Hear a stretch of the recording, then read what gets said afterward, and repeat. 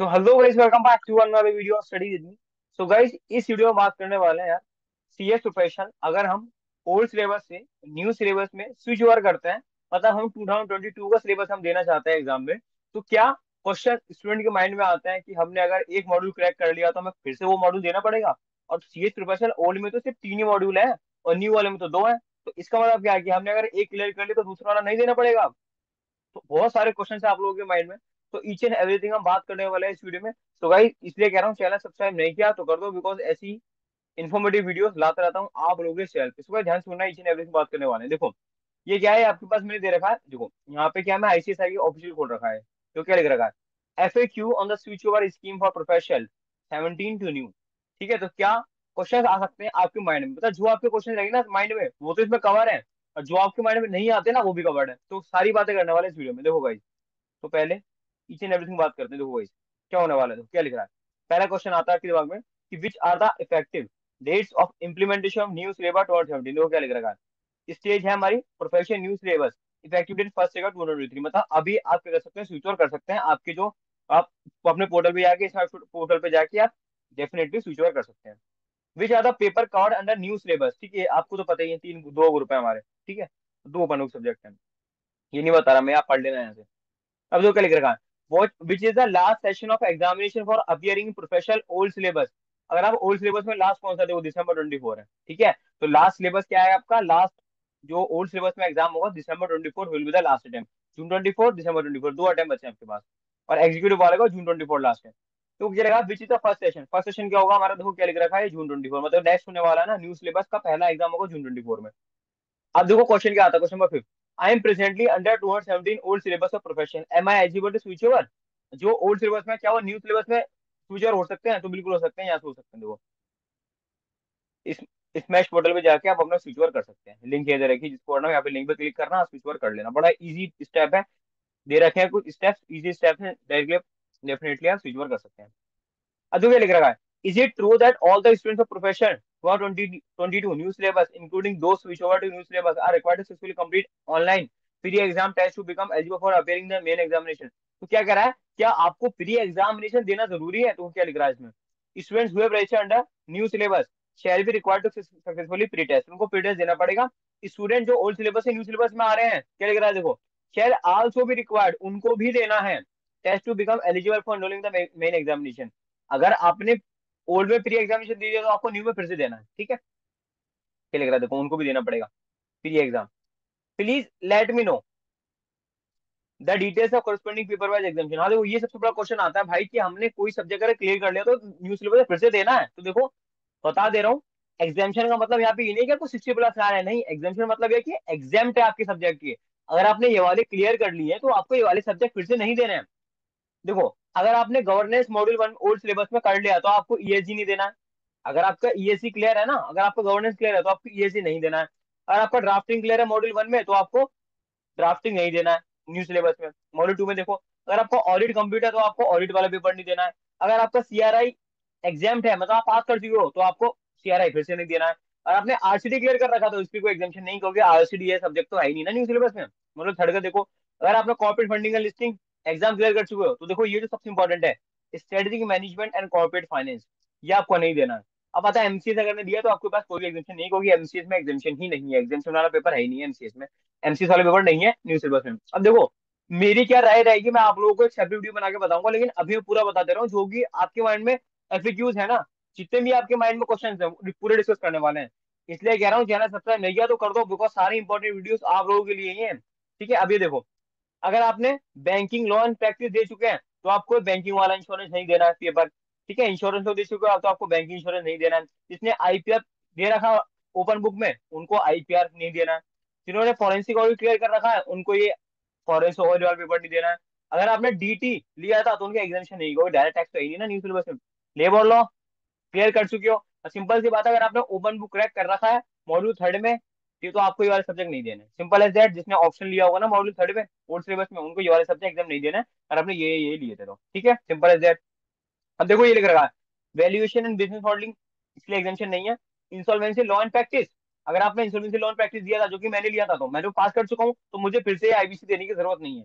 जैसे कि मेरा मॉड्यूल थर्ड में ना ये ऑप्शन मैंने इंसॉल्वेंसी लिया था, मेरा क्लियर हो चुका है, तो क्या मैं फिर से दूंगा? नहीं दूंगा, मेरा क्लियर है एग्जामिनेशन, मेरी एग्जाम मेरे 60 प्लस नहीं थे इंसॉल्वेंसी में, फिर मुझे पेपर नहीं देना, क्योंकि यहाँ पे एग्जाम का मतलब 60 प्लस लाओ तब नहीं है, एग्जाम का मतलब है कि अगर आप पास कर चुके हो सब्जेक्ट तो आपको नहीं देना है, एज सिंपल एज दैट। ठीक है।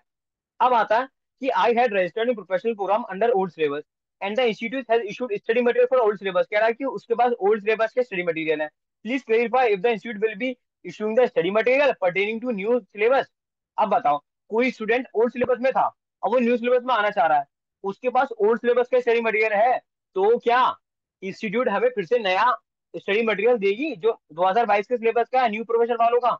तो क्वेश्चन स्टूडेंट का माइंड में आता है, तो क्या लिख रखा है, student who shall be switching over from old to new have to procure the study material to new syllabus by remitting the requisite cost via। ठीक है, आप लोगों को खुद परचेज करने पड़ेंगे इस वेबसाइट पे जाके, ठीक है, तो आईसीएसई आपको नहीं देगी, आपको परचेज करने पड़ेंगे यहाँ से, ठीक है, न्यू सिलेबस के। अभी देखो क्या लिख रखा है, student who have already paid pre test fee under old syllabus are required to pay pre test, जिसने प्री टेस्ट की फीस दे चुकी है क्या उसे फिर से प्री टेस्ट देना? तो क्या लिख रखा है, yes student switching over from 2017 to new syllabus are required to pay pre test फी।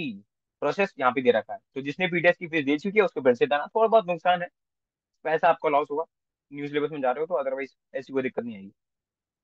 अब देखो क्या लिख रखा है, आई have pass module one of professional, देखो ये सबसे इंपॉर्टेंट क्वेश्चन आता है जो कि आईसीएसई ने यहाँ पे दे रखा है, किसी ने मॉड्यूल वन पास कर रखा प्रोफेशनल प्रोग्राम का ओल्ड सिलेबस में, comprising of three paper, कौन कौन से paper, governance, drafting, tax, in which paper I shall be required to appear to complete the above professional programme stage. कह रहा है कि मैंने मॉड्यूल वन क्लियर कर लिया तो मैं कौन से पेपर दूंगा न्यू सिलेबस में? जो क्या लिख रखा है कि you will have to appear in the following 5 paper spread in 2 group under the professional programme. देखो अब आपको सिर्फ 5 पेपर देने हैं, कौन कौन से देखो, ग्रुप वन में आपको कंप्लाइंस ऑडिट देना है, और आपको ये इलेक्टिव वाले देना है, क्योंकि देखो ड्राफ्टिंग और गवर्नेंस आप ऑलरेडी क्लियर कर चुके हो, तो जो सब्जेक्ट आपके क्लियर है वो नहीं देने। ठीक है जी, सिंपल एज दैट। लेकिन आपको ये वाला तो देना पड़ेगा, जो अपना ऑप्शन है ये वाला, और ये ऑडिट, क्योंकि ऑडिट हमारा मॉड्यूल टू में था तो ये आपको देना पड़ेगा, simple as that. Group two में स्टडी मैनेजमेंट कॉर्पोरेट फाइनेंसिंग, जिसका तो क्लियर नहीं है कॉर्पोरेट फाइनेंसिंग, मॉड्यूल थर्ड में क्लियर नहीं किया, उसको देना पड़ेगा, शेयर देना पड़ेगा, इलेक्टिव देना पड़ेगा, सिंपल सी बात। देखो क्या है, जो आपने एग्जाम क्लियर कर चुके हैं ना जो सब्जेक्ट के, वो आपको फिर से नहीं देने, एज सिंपल एज दैट, ज्यादा कंफ्यूज होने की बात नहीं है। अगर आपने मॉड्यूल वन क्लियर किया है तो आपको ड्राफ्टिंग गवर्नेंस आपको टेस्ट नहीं देना है, अगर किसने मॉड्यूल थर्ड किया है, मैंने थर्ड किया है क्लियर, तो मुझे फंडिंग नहीं देना है, और मुझे आईबीसी का जो ऑप्शन है ना, मैं आईबीसी लेता हूँ वो नहीं देना है, सिंपल एज दैट। जो आपके पेपर क्लियर है वो आपको फिर से नहीं देना है, सिंपल एज दैट। ठीक है। अब आता है क्वेश्चन नंबर 11। देखो सिंपल सी बात है, जिसने मॉड्यूल टू क्लियर कर लिया उसको मॉड्यूल टू वाले पेपर नहीं देना है, ज्यादा इसको परेशान होने वाली बात नहीं है। जिसने मॉड्यूल थर्ड क्लियर कर रखा है उसको मॉड्यूल, अच्छा को मेरा देखो, जैसे मॉड्यूल थर्ड मेरा क्लियर है तो मुझे कितने सब्जेक्ट देने हैं, हम अपने पास से देखते हैं। देखो मेरा गवर्नेंस क्लियर नहीं है, मेरा ड्राफ्टिंग क्लियर नहीं है, मुझे वो दोनों देने हैं, वो दोनों पेपर देने हैं। मेरा डीडीपी क्लियर नहीं है, 3 पेपर ही देने हैं, और चौथा मुझे एक ऑप्शन देना है जो कि सीएसआर में लेने की सोच रहा हूँ, ठीक है, जो मेरे हिसाब से सीएसआर लेने चाहिए। 4 पेपर ये होगा। और एक मेरा मॉड्यूल टू में कौन सा बचा, फंडिंग आता है, वैल्यूएशन आता है, ऑप्शन आता है, ऑप्शन मेरा क्लियर, फंडिंग मेरा क्लियर, मुझे सीआरआर भी है, मुझे 5 सब्जेक्ट देने हैं। पहले मॉड्यूल में ग्रुप वन के 4 सब्जेक्ट देने हैं, और उसके कौन से देने हैं मुझे, मॉड्यूल टू का सिर्फ एक सब्जेक्ट देना, सीआरआर का 5 सब्जेक्ट देने हैं। देखो यहाँ पे भी क्या लिख रखा है, you will have to appear the following 6 paper spread in 2 groups under the professional programme. देखो किसका अगर थर्ड क्लियर कौन कौन से देने हैं, देखो ईएसजी देना है, ड्राफ्टिंग देना है, डीडी देना है, और ये चार तो देने ही है। अब देखो following elective paper any one exempted student already pass, तो कौन कौन से देने हैं, देखो आपको एक इलेक्टिव पेपर देना है, इंटेलेक्चुअल प्रॉपर्टी राइट ये वाला देना है, और forensic audit elective one paper 4.22। ठीक है जी, ये क्लियर है आप लोगों का, एनी वन देना है, ठीक है। तो कौन से होगा, 5 सब्जेक्ट होगा ना, सिंपल एज दैट। ओके जी, सिंपल एज दैट।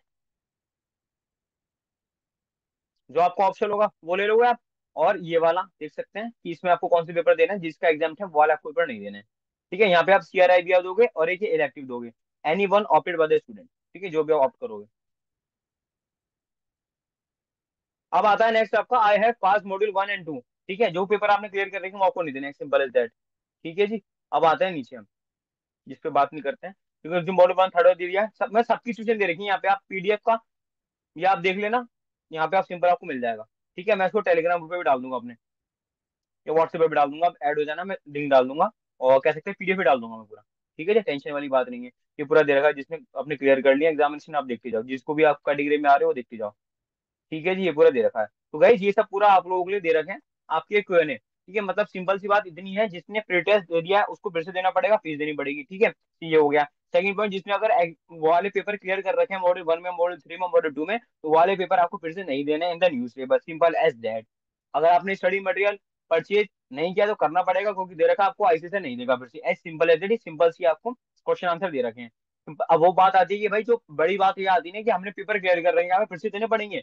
फिर से कह रहा हूँ मैं, सब लोगों के बहुत ही ज्यादा डाउट्स आते हैं भाई, मैंने ये वाला क्लियर कर लिया तो क्या मुझे ड्राफ्टिंग फिर से देना पड़ेगा? भाई जो सब्जेक्ट आप क्लियर कर चुके हो वो आपको एग्जाम नहीं देना है फिर से न्यू सिलेबस में, एज सिंपल एज दैट, ठीक है, टेंशन वाली बात नहीं है। तो guys if you like the video, hit the like button, subscribe the channel, last you know very guys, share as much as you can. मैं कह रहा हूँ सब्सक्राइब कर दो, बहुत ज्यादा इंपॉर्टेंट वीडियो आते रहते हैं आप लोगों के लिए। और अभी तो मैं कंपैरिजन करके बताऊंगा कि ओल्ड सिलेबस न्यू सिलेबस में कौन कौन सा कंपैरिजन होने वाला है, मतलब कितना सिलेबस सेम है, कितना सिलेबस डिफरेंट है, कौन कौन से चैप्टर पूरे सेम है, कौन कौन से चैप्टर इसमें ऐड हुआ है, ईच एंड एवरीथिंग बताने वाला हूँ। तो इसलिए कह रहा हूँ चैनल सब्सक्राइब कर दो, वरना बहुत दिक्कत आ जाएगी आपको, बहुत इंपॉर्टेंट वीडियो मिस कर दोगे आप। तो गाइस फिर से कह रहा हूँ सब्सक्राइब कर दो चैनल को, शेयर कर दो अपने दोस्तों में जो स्विच ओवर करने का सोच रहे हैं। तो गाइस ये पीडीएफ मैं आप लोगों को टेलीग्राम ग्रुप में डाल दूंगा, व्हाट्सएप ग्रुप में डाल दूंगा, तो प्लीज देख लेना, जिसको भी स्विच ओवर करने का अलग अलग इनके सिचुएशन है। तो यहाँ पे सब दे रखी है, ऐसी नहीं, आप देख सकते हैं, जिसका जो भी क्लियर है ना, एक सब्जेक्ट क्लियर है, दो सब्जेक्ट क्लियर है, दो मॉड्यूल क्लियर है, एक मॉड्यूल क्लियर है, सब दे रखा है, मॉड्यूल 1 2 3, 1 2 1 3 सब दे रखे हैं कॉम्बिनेशन। तो गाइस इसलिए कह रहा हूँ सब फैला दो ये वीडियो अपने दोस्तों में जिसको जरूरत है। बाकी मिलते हैं नेक्स्ट वीडियो में, मस्त तरीके से पढ़ते रहो, गजब तरीके से पढ़ते रहो। All the best for the examination guys, tata bye, see you later, मिलते हैं नेक्स्ट वीडियो में, टाटा बाय।